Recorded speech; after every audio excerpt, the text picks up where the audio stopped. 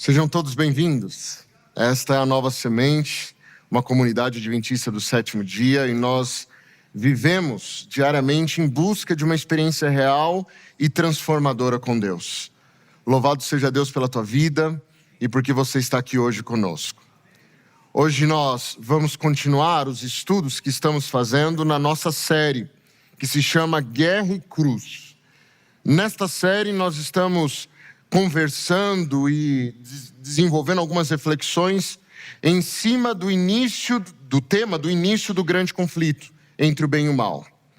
E esse grande conflito entre o bem e o mal, conflito esse no qual todos nós estamos inseridos, começou no céu, na rebelião de um dos anjos, chamado Lúcifer, ou é um nome que nós costumamos dar a ele.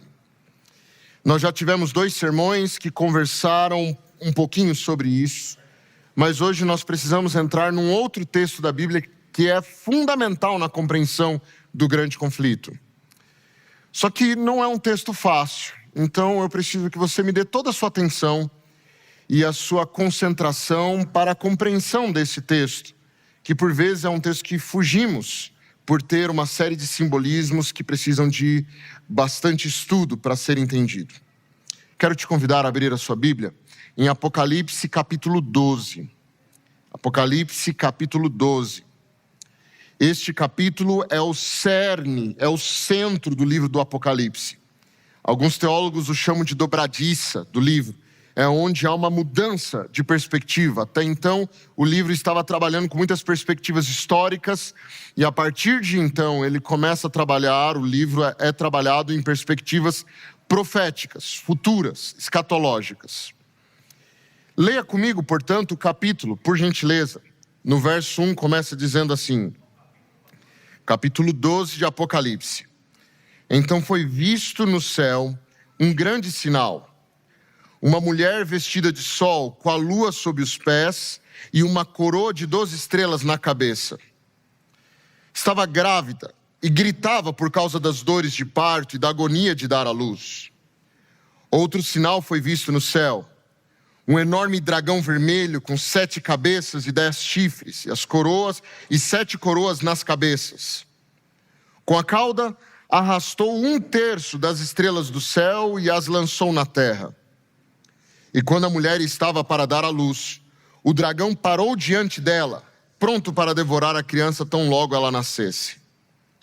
A mulher deu à luz a um filho, que governará todas as nações com cetro de ferro.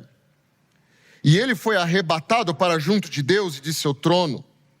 A mulher fugiu para o deserto, onde Deus havia preparado um lugar para cuidar dela durante 1260 dias. Houve uma guerra no céu. Miguel e seus anjos lutaram contra o dragão e seus anjos. O dragão perdeu a batalha e ele e os seus anjos foram expulsos do céu.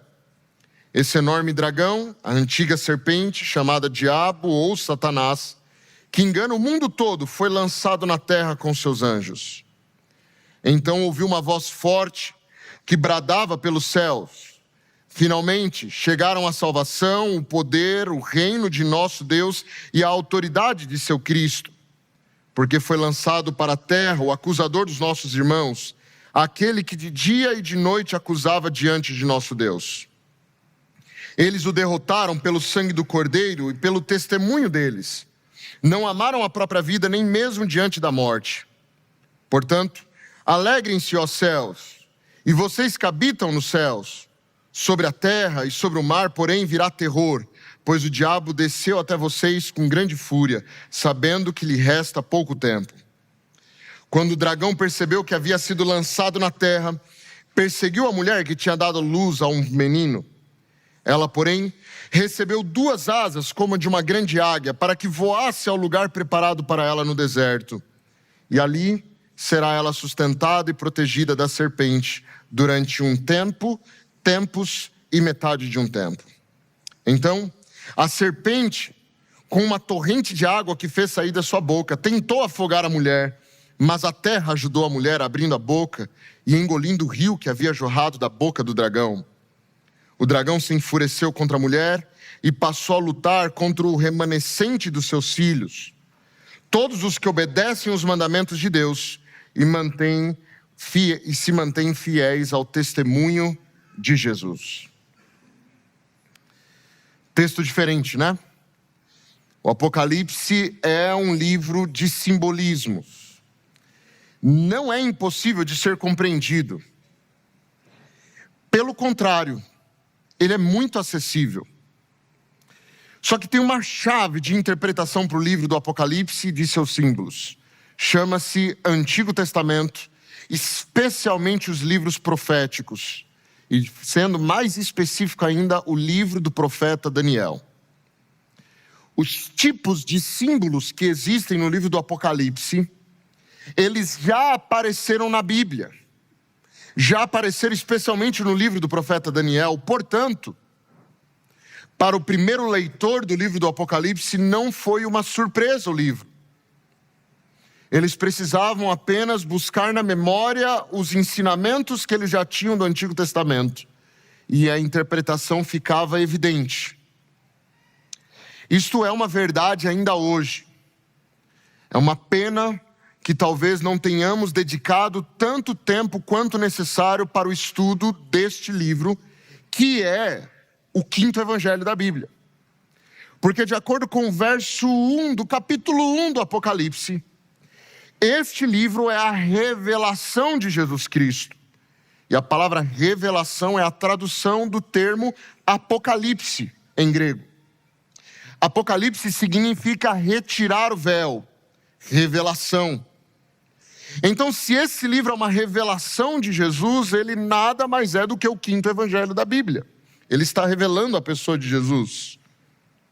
Mas tem um detalhe importante. No verso 1 ainda, do capítulo 1 de Apocalipse, a Bíblia diz que Deus enviou um anjo para simbolizar ao seu servo João e relatar fielmente tudo o que haveria de vir. E aqui nós temos claramente a metodologia utilizada por Deus através de João para nos apresentar os eventos futuros. A palavra simbolizar. Portanto, nós partimos do pressuposto de que o livro do Apocalipse irá nos simbolizar as informações. As informações chegarão, mas sempre através de símbolos. Sempre através de símbolos. E, portanto, para compreendermos corretamente o livro, precisamos partir do pressuposto de que estamos de frente a símbolos e que esses símbolos são comuns e compreensíveis ao leitor que conhece a literatura judaica, a literatura do Antigo Testamento. Daniel, os profetas clássicos, as simbologias dos santuários são imprescindíveis, para a compreensão correta do último livro que está na Bíblia nesse momento. Elas são a chave de interpretação. Então, é a partir do Antigo Testamento que nós vamos juntos hoje tentar escrutinar algumas partes desse capítulo da Bíblia. Só que, como vocês viram, são muitas informações, não dá para fazer tudo hoje. Então hoje é parte 1, semana que vem é parte 2 e você precisa assistir o sermão da semana que vem também. No verso 1 do capítulo 12 do Apocalipse, a Bíblia diz que foi visto no céu um grande sinal, um grande símbolo, dando a ideia de que tudo que será falado a partir de então é simbólico. E o grande símbolo que foi visto foi uma mulher. E a mulher, no Antigo Testamento, é um símbolo do povo de Deus. Isaías, Jeremias, Ezequiel, Amós, Oséias usam a mulher como metáfora para o povo de Deus. Quando chegamos ao Novo Testamento, o apóstolo Paulo faz a mesma coisa, usando a figura feminina como uma metáfora da igreja de Deus e de uma relação de amor que existe entre Jesus e a igreja. Portanto, ao falarmos de mulher, a partir de então no capítulo, estamos nos lembrando que essa mulher é uma representação do povo de Deus. A descrição da mulher é a seguinte: ela estava vestida de sol, com a lua sob seus pés e uma coroa de 12 estrelas na cabeça. A última vez na Bíblia que o sol, a lua e 12 estrelas estiveram juntos foi no sonho de José, que está no livro do Gênesis.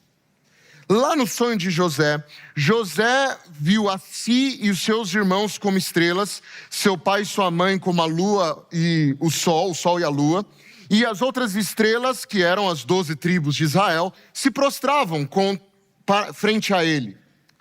Portanto, é possível que essa alusão ao sol, à lua e às estrelas seja uma referência ao povo de Israel, uma representação do seu povo. Acontece que sobre a cabeça da mulher estava uma coroa com 12 estrelas. E a palavra para a coroa aqui é a palavra Stéfanos.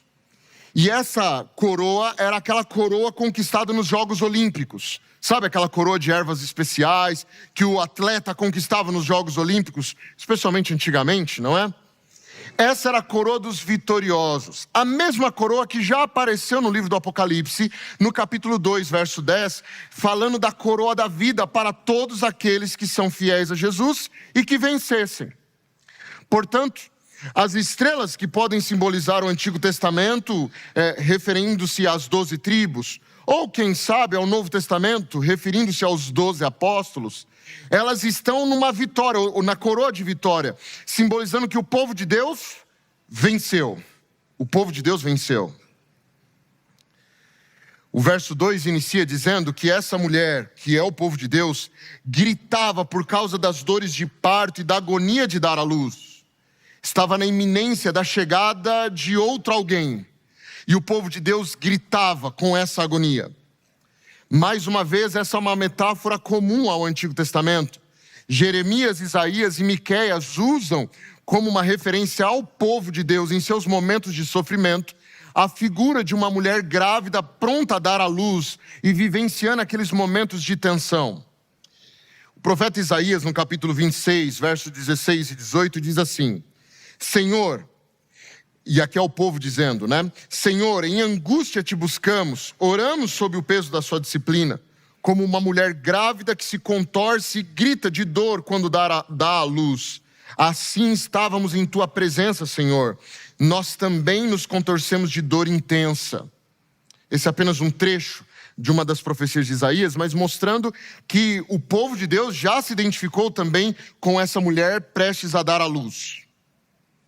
Só que nós temos um detalhe interessante nesse verso. A palavra agonia que aparece nesse verso, ela aparece numa forma incomum. Essa palavra grega para agonia não é usada nos escritos gregos clássicos e nem no Novo Testamento como uma referência a gestantes. Essa palavra agonia, sempre que é utilizada, é em referência à perseguição. Há pessoas que estão sendo perseguidas por poderes opressores, sejam eles humanos ou espirituais, como os demônios, por exemplo. Nesse sentido, a mulher que está agonizante no ato de dar à luz, ela está agonizante por causa de perseguição. Nascerá alguém dessa mulher, mas ela está agonizante por conta da perseguição. Isso quer dizer que ao pensarmos simbologicamente, essa mulher que representa o povo de Deus está em iminência da chegada de alguém muito importante, mas ela está sendo perseguida. O texto continua, e no verso 3 nós temos a nossa atenção mudada de foco. Se até então olhávamos e víamos uma mulher como um símbolo, agora olhamos para um outro símbolo, para um outro sinal no céu. E esse segundo sinal não é tão belo. Esse segundo sinal é de um grande dragão vermelho. No Antigo Testamento, o grande Leviatã, ou o grande dragão, aparece várias vezes. Mas sempre que aparece é em referência àqueles que oprimiam o povo de Deus.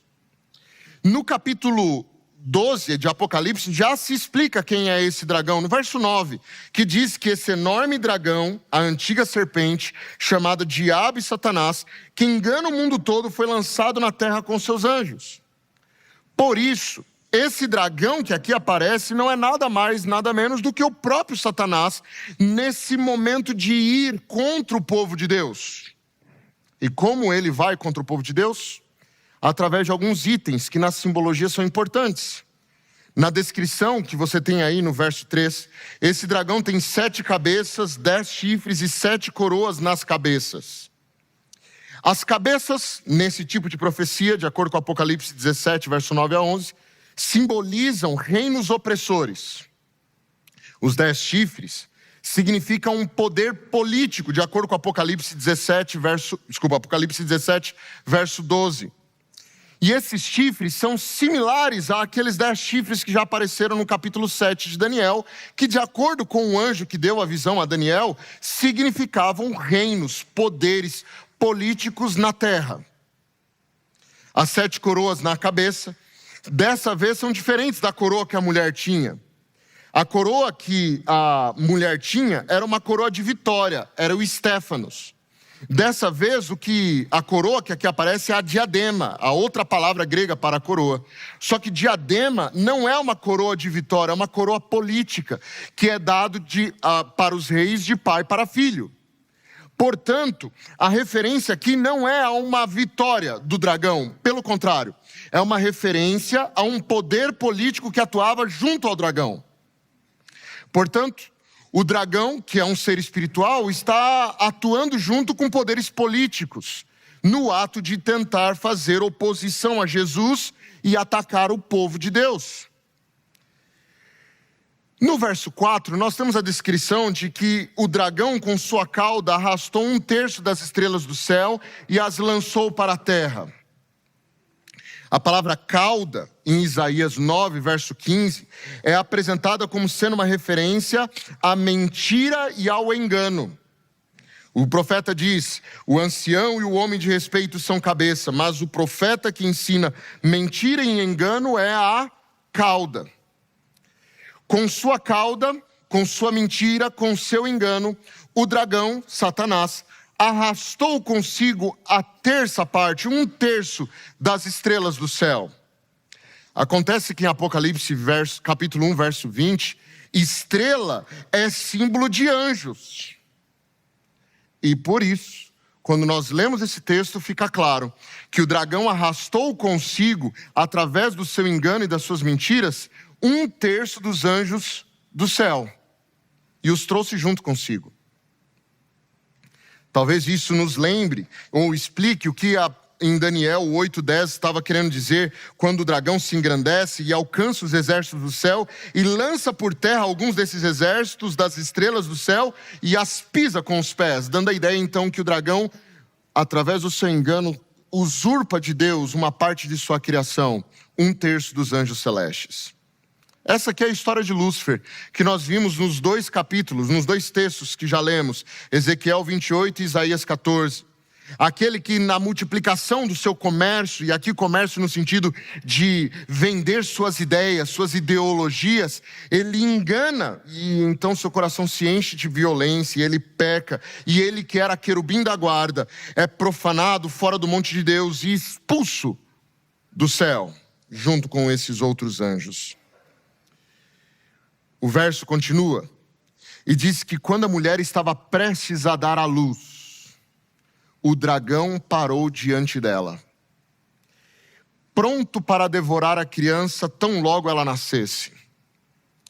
Já que esse dragão é a antiga serpente, nós somos levados a um verso da Bíblia que é importantíssimo.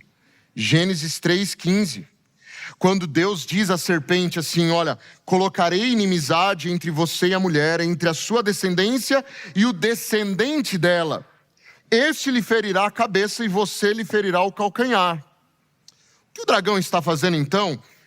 Perseguindo o povo de Deus, de frente do povo de Deus, esperando o momento em que o filho do povo de Deus nascesse, o Messias nascesse, para tentar devorar a criança. O que o dragão está fazendo? Ele está tentando vencer a batalha, porque a profecia dizia que ele só conseguiria ferir o calcanhar de Jesus, mas ele está pensando: eu acho que eu já posso destruir tudo e ganhar a batalha contra Jesus. Acontece que ele estava pronto para tentar devorar a criança tão logo ela nascesse. E se você se lembra pela descrição dos evangelhos, tão logo Jesus nasceu, Herodes, um dos reinos que ficou sob o domínio do diabo, mandou matar todas as crianças abaixo de 2 anos na região da Galileia, na região de Belém. Então, lá está o dragão tentando vencer a batalha, ferir de morte o filho que nasceria da mulher, mas Deus não permitiu. Pelo contrário, ele só conseguiu ferir o calcanhar, porque tão logo Jesus ressuscitou, ele vence o dragão definitivamente e pisa em sua cabeça. Verso 5, diz que a mulher deu à luz a um filho, que governará todas as nações com cetro de ferro. Essa expressão, governar com cetro de ferro, é uma expressão muito conhecida pelo povo de Israel. Porque o Salmo 2, versos 7 e 9, era uma música que era cantada no dia da coroação do rei israelita. Toda vez que um rei era coroado, a canção era cantada. E o trecho dessa canção, que está registrado no Salmo 2, diz assim: proclamarei o decreto do Senhor, e ele me disse: você é meu filho, e hoje te gerei. Basta pedir e darei as nações como herança, a terra inteira como sua propriedade.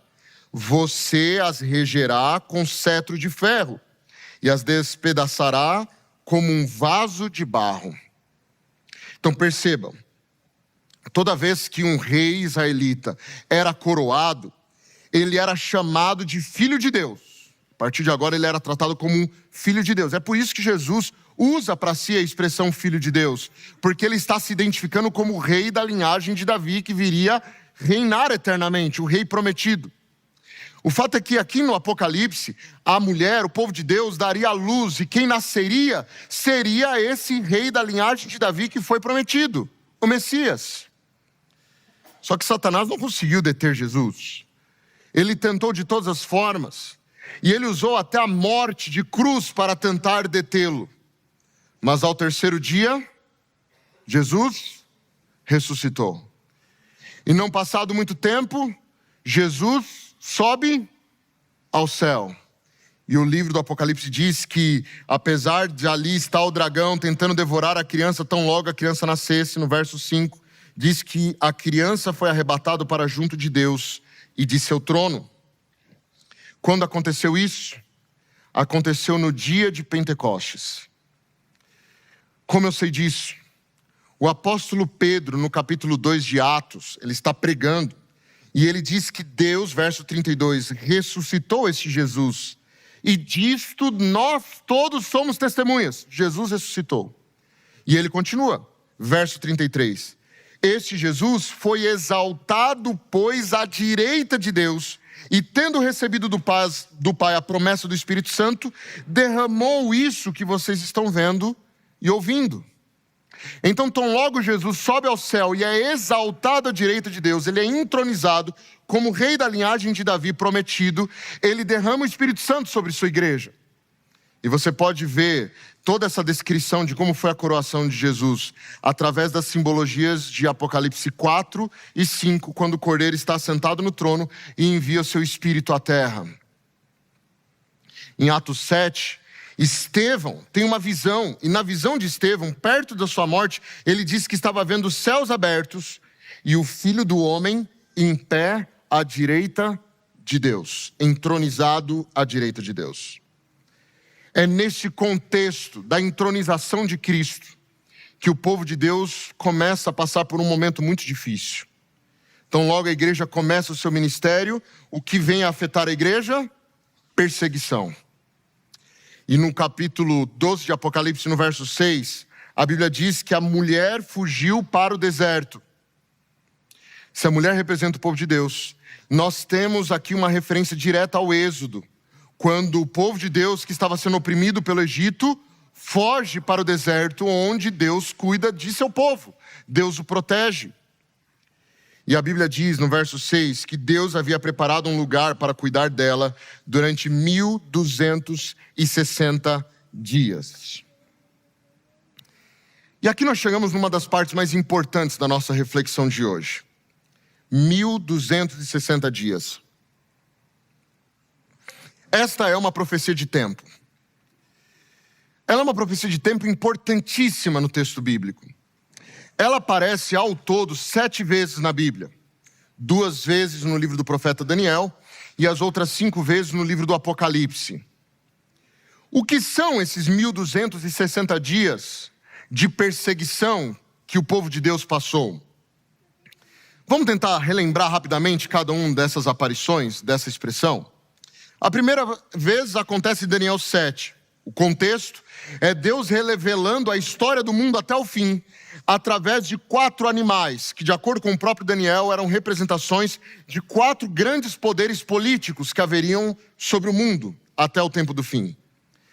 Babilônia, os medo-persas, os gregos e por fim os romanos.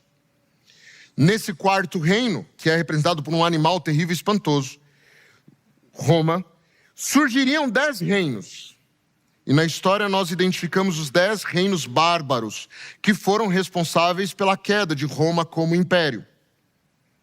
E em relação a esses 10 reinos bárbaros que eram representados por 10 chifres na cabeça desse animal, de acordo com Daniel, um chifre pequeno nasceria e derrubaria 3. E esse chifre pequeno, ele teria o poder de Roma, mas também teria poderes religiosos, porque ele atacaria questões religiosas, como por exemplo o santuário de Deus. Portanto, esse poder é um poder político e religioso ao mesmo tempo. É uma junção, uma amalgamação de 2 coisas que não deveriam ser misturadas. Em Daniel 7:25 diz que esse poder político e religioso falará contra o Altíssimo, oprimirá os santos do Altíssimo e tentará mudar os tempos e a lei. E os santos lhes seriam entregues nas mãos por um tempo, tempos e metade de um tempo. No livro de Daniel, tempo, a palavra que aqui é usada para tempo, ela é usada em Daniel 4 como uma referência a ano. Cada tempo, um ano.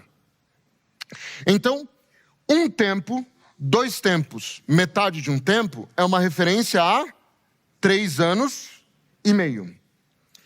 Cada ano judaico tem 360 dias, porque o calendário judaico é lunar, não é como o nosso, romano. Portanto, 12 meses de 30 dias dão 360 dias. 3 anos e meio, portanto, dariam 1.260 dias. A mesma quantidade de tempo que apareceu no livro do Apocalipse. A próxima vez que esse termo aparece é no capítulo 12 de Daniel. Alguém está mandando Daniel, Deus através do seu anjo mensageiro, está mandando Daniel encerrar as palavras do livro e guardá-las até o tempo do fim. No verso 6 do capítulo 12 de Daniel, há a pergunta: então quando começará esse tempo do fim? E a resposta que é dada é: passará um tempo, tempos e metade de um tempo. E quando tiver acabado de destruir o poder do povo santo, essas coisas todas se cumprirão. Portanto, o tempo do fim inicia logo após um tempo, tempos e metade de um tempo, os 1.260 dias. Então essa profecia é importante, porque ela mostra quando começa o tempo do fim, quando de fato a gente entrou na era final desse mundo. O próximo texto, Apocalipse 11, verso 2 ao verso 3. Deus pede para que João meça o templo. É a mesma coisa que Deus havia pedido para que Ezequiel fizesse. E quando Ezequiel mediu o templo, era um símbolo de que o templo estava sendo preparado para ser restaurado. Agora João também é pedido a João que ele também meça o templo. Só que diferente de Ezequiel, que teria a restauração de um templo físico, João agora mede, porque vamos ter a restauração de um templo espiritual, que é o celestial, o santuário celestial. O verso 2 do capítulo 11 do Apocalipse diz assim, olha: deixe de lado o átrio exterior do santuário e não meça por hora, porque esse átrio foi dado aos gentios que por 42 meses pisarão a cidade santa. O pátio externo do antigo santuário já era destinado àqueles que não eram judeus. Então Deus fala assim, olha, não meça o átrio externo, a parte externa, porque os gentios, e na história nós descobrimos que no contexto da igreja o paganismo romano tomou conta do átrio externo do santuário, tomou conta do santuário. E esse tempo, o tempo em que os gentios tomariam conta do santuário celestial, ou melhor, da doutrina do santuário celestial, seriam 42 meses. 42 vezes 30, 1.260 dias. ok? Uma das outras vezes que aparece essa expressão é no capítulo 13 do Apocalipse. Ali nós temos dois animais que significam dois poderes políticos, e fazendo referência a Daniel 7 mais uma vez. E esse primeiro animal, ele exerce um poder político junto com um poder religioso. É uma união de igreja com o poder romano. E no verso 5 diz que foi dado a esse animal, que é simbolismo desse poder político religioso, uma boca que proferia arrogância e blasfêmias. E foi-lhe dada autoridade para agir durante 42 meses, 1260 dias. Voltamos então ao capítulo 2 do Apocalipse. Por duas vezes essa medida de tempo aparece, tanto no verso 6, quanto posteriormente no verso 14. No verso 6 diz que a mulher fugiu para o deserto, uma referência ao Êxodo, o povo de Deus fugindo para o deserto, onde Deus lhe havia preparado um lugar para que nele a sustentasse durante 1260 dias. No verso 13 do capítulo 12 do Apocalipse, quando o dragão viu que tinha sido atirado para a terra, perseguiu a mulher, o povo de Deus, que tinha dado à luz ao filho homem, ou seja, ao Messias. Verso 14, mas foram dadas à mulher as duas asas da grande águia para que voasse para o deserto. As asas da grande águia apareceram em Êxodo 19 e Deuteronômio 32 como uma referência a Deus carregando o seu povo nas suas asas. Uma referência ao poder de Deus em livrar o seu povo e os levá-lo à proteção. E aí o texto diz no verso 14, e ali no deserto, a mulher seria sustentada durante um tempo, tempos e metade de um tempo, 3 anos e meio, 1260 dias. Então, preste atenção na pergunta. Qual é o período da história que nós temos uma potência política e religiosa no mundo? Dentro de um contexto do Império Romano, porque de acordo com Daniel 7 aconteceu ali no contexto do Império Romano, que gerou perseguição contra pessoas fiéis a Deus, que mudou os tempos de festas e que alterou a obediência à lei de Deus. Antecedeu o tempo do fim e afetou a compreensão da doutrina do santuário, assumindo prerrogativas que seriam divinas. Em que momento da história Deus precisou proteger o seu povo por 1260 dias? A resposta é: nenhum momento da história isso aconteceu. Porque 1260 dias não se encaixa em nenhum ciclo de eventos históricos. Mas nós temos um detalhe. Se essas profecias são simbólicas, todos os itens da profecia foram símbolos, significa que o tempo também deva ser um símbolo. E para isso nós usamos um princípio bíblico. Levítico 25, verso 1 a 8, Números 14, verso 34, e Ezequiel 4:6 aparece um princípio bíblico de interpretação de profecias. Para esse tipo de profecia, é o princípio chamado dia-ano. Para cada dia profético, um ano literal. Então agora nós temos 1260 anos proféticos, que iniciam no contexto da vitória do chifre pequeno, que era uma referência ao poder de Roma, mais a igreja, e o momento em que esse chifre pequeno derrota 3 chifres, que eram os reinos bárbaros. O Código Justiniano, concluído em 534, promulgou como lei o cristianismo ortodoxo em toda a Europa. Colocou o Papa como cabeça formal da cristandade e ordenou que todos os grupos cristãos se submetessem à sua autoridade. Deu a ele o poder civil de sentenciar à morte os hereges. O código não foi legalmente promulgado ou sancionado até o final do cerco de Roma, que ocorreu no ano de 538 d.C. Belissário, o general de Justiniano, tinha entrado na cidade de Roma sem oposição no final do ano 536. Mas pouco depois, os ostrogodos, um dos reinos bárbaros, eles voltaram e sitiaram Roma. Aproximadamente um ano depois, o cerco dos ostrogodos foi quebrado e Belissário assumiu o controle de Roma e dos seus arredores. Só então, o Código Justiniano, que atribuía poderes ao papado, pôde ser realmente executado por Belissário, além das fronteiras de Roma. A Guerra Gótica continuou até 553, quando finalmente os ostrogodos foram expulsos. Porém, as batalhas e cercos posteriores não anularam o sistema de poder que havia sido estabelecido e entrado em vigor em 538. Ok?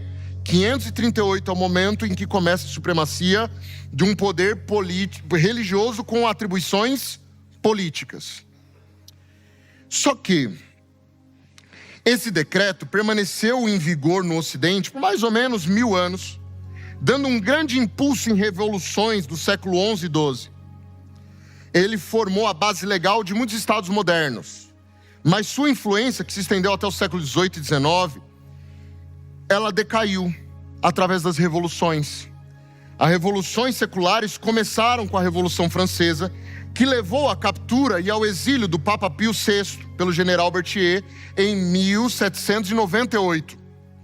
Nesse ano, ocorreu a substituição do Código Justiniano, de cunho religioso, pelo Código Napoleônico, de cunho secular.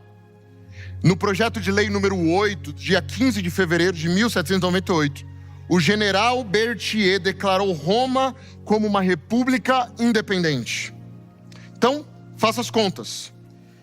Começando em 538, o início efetivo da supremacia da igreja no ambiente político, e chegando até 1798, o fim oficial do poder da igreja na esfera civil, nós temos 1260 anos.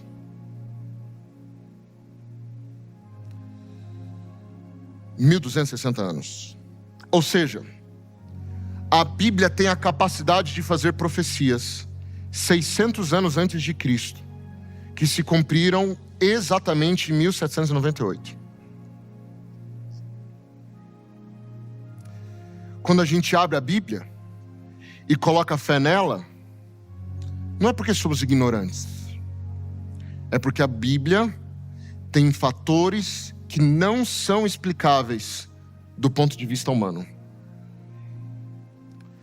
Nós temos 2 lições disso tudo que conversamos. 2 lições. A primeira delas: é por essa razão que, como igreja, nós somos contra a qualquer união entre poder político e poder religioso. Seja de um lado do espectro político, onde alguns acham que o poder público deveria interferir mais na religião, seja do outro lado do espectro político, onde alguns acham que o poder religioso deveria interferir mais na esfera política. Não importa de qual lado do espectro político você prefira estar, o ponto é que, como herdeiros destas profecias, nós não podemos apoiar qualquer tipo de união entre igreja e Estado. Como igreja, nós acreditamos e reconhecemos, respeitamos o Estado e suas leis, mas trabalhamos para que atuem separadamente de nós. Reconhecemos que os membros, como cidadãos e indivíduos, têm liberdade para agir e viver na esfera política, mas como grupo institucional, organizacional, não nos envolvemos com a esfera política neste sentido de união. Defendemos a liberdade religiosa, a liberdade de consciência a todos, bem como uma separação inestimável para nós, separação entre igreja e Estado. Essa é a primeira lição. Mas a segunda lição é a mais importante para você hoje. A segunda lição é que Deus jamais deixa de cuidar dos seus filhos. Lá está o povo de Deus, representado pela mulher, precisa de proteção. E quem aparece para proteger o povo de Deus? O próprio Deus. Eu citei a vocês Êxodo 19, Deuteronômio 32, mas agora eu quero ler esses versos. Êxodo 19, verso 4 diz assim: vocês viram que fiz aos egípcios e como levei vocês sobre as asas da águia e os trouxe para perto de mim? É Deus tirando o povo de Israel do Egito e os levando como asas de águia, numa velocidade, numa forma única. Só que quando o povo de Israel chega no deserto, de acordo com Deus, Deus os trouxe para perto deles. Significa que os desertos da nossa vida talvez sejam os lugares mais próximos de Deus que nós poderíamos estar. eles foram levados para perto de Deus. Deuteronômio 32, verso 11 e 12. Como a águia desperta sua ninhada e voeja sobre os seus filhotes, estende as asas e tomando-os, os leva sobre elas. Assim, só o Senhor guiou o seu povo e não havia com eles Deus estranho. Sabe, tem muita gente diferente aqui hoje. Gente para o qual tudo que eu disse talvez não faça muito sentido. Mas tem uma coisa que precisa fazer sentido para todos que aqui estão. Não importa por qual situação de perseguição, de tristeza, de dor, de agonia você esteja passando hoje. Há um Deus no céu que te carrega nas asas da sua águia e o protege onde quer que você vá. Ninguém fica desassistido na presença desse Deus. Ninguém fica entregue à própria sorte, ninguém fica abandonado, ninguém fica solitário, porque nós temos um Deus que se coloca ao nosso lado e nos protege. E mesmo que estejamos passando pelos desertos da vida, o deserto é o lugar onde nós vamos estar mais próximos de Deus.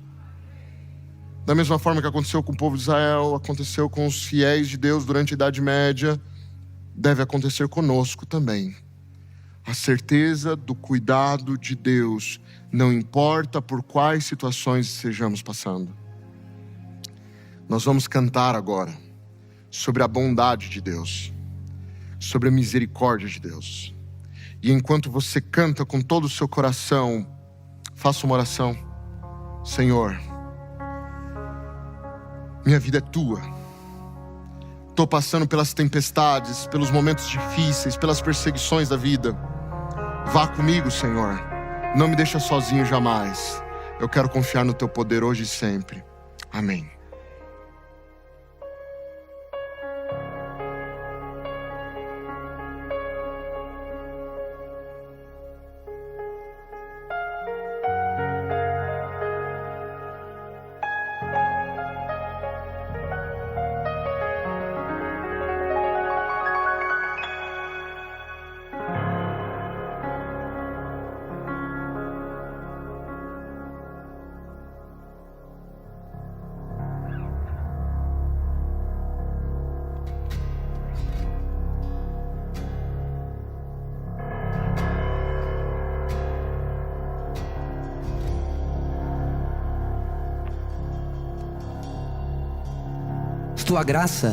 Tua graça nunca falha.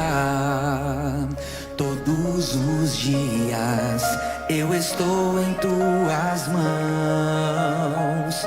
Desde quando me levanto até me deitar, eu cantarei da bondade de Deus.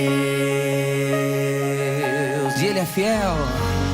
És fiel em todo tempo. Em todo tempo tu és tão bom.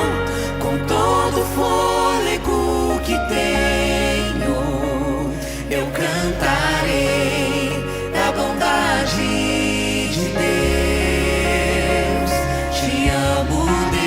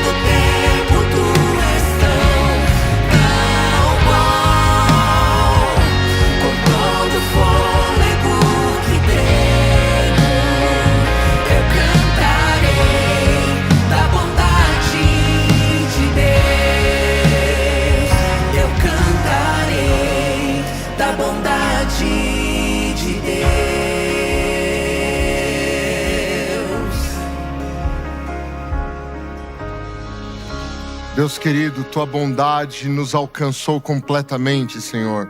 Somos teus, Pai. Tua bondade que nos protege, que nos guia nos caminhos dessa vida, que protegeu teu povo no passado, mas que também nos protege hoje. Tua bondade que nos direciona e nos ensina a vivermos uma vida ao teu lado, Pai. Que no meio dessa guerra entre o bem e o mal, a cruz de Cristo seja sempre um lembrete de que o Senhor se importa conosco, de que o Senhor está lutando ao nosso lado, em nosso favor, e de que a vitória já é conquistada em Cristo Jesus, o nosso Senhor. É por essa razão que pedimos tuas bênçãos em nossa vida hoje e sempre, em nome de Jesus. Amém, Pai. Amém. Esta é a Nova Semente, uma experiência real e transformadora com Deus. Que Deus abençoe a todos.